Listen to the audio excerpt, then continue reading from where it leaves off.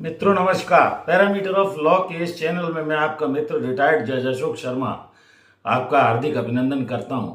आज मैं माननीय सर्वोच्च न्यायालय के एक अत्यंत महत्वपूर्ण निर्णय जिसमें हाल ही में माननीय सर्वोच्च न्यायालय के न्यायमूर्ति एल नागेश्वर राय, हेमंत गुप्ता एवं न्यायमूर्ति अजय रस्तोगी द्वारा ये माना गया कि SC/ST समुदाय के से होने वाले का मतलब यह नहीं है कि वो उच्च जाति के व्यक्ति को अपराध या अपराधी मान लिया जाए।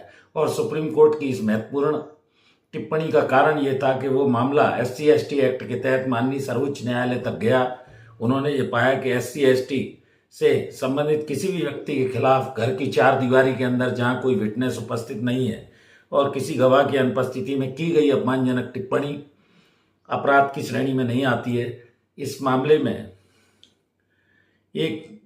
इसके साथ ही न्यायालय ने एक व्यक्ति के खिलाफ SC/ST कानून के तहत लगाए गए आरोपों को रद्द करते हुए एक टिप्पणी की और ये कहा कि जिसने घर के अंदर एक महिला को कथित तौर पर गाली दी थी, न्यायालय ने कहा ऐसा नहीं माना जा सकता जब तक कि अनुसूचित जाति अनुसूचित जनजाति कानून के तहत ऐसे अपराध नहीं होंगे, जब तक कि इस तरह का अपमान या धमकी पीड़ित की अनुसूचित जाति या अनुसूचित जनजाति से एक तो संबंधित होने का कारण नहीं है। न्यायालय ने कहा SC/ST एक्ट के तहत अपराध तब माना जाएगा जब समाज के कमजोर वर्ग के सदस्य को किसी स्थान पर लोगों के सामने इस तरह की अभद्रता, अपमान या उत्पीड़न का सामना करना पड़े। और इस तरह न्यायमूर्ति एल नागेश्वर राव, इसके अलावा न्यायमूर्ति हेमंत गुप्ता और न्यायमूर्ति अजय रस्तोगी की पीठ ने ऐसे तथ्यों के मद्देनजर उन्होंने पाया कि अनुसूचित जाति अत्याचार निवारण अधिनियम कानून 1989 की धारा 3(1)(R) के तहत अपीलकर्ता के खिलाफ आरोप नहीं बनते हैं और आरोप पत्र को रद्द कर दिया। इसके साथ ही न्यायालय ने अपील का निपटारा कर दिया।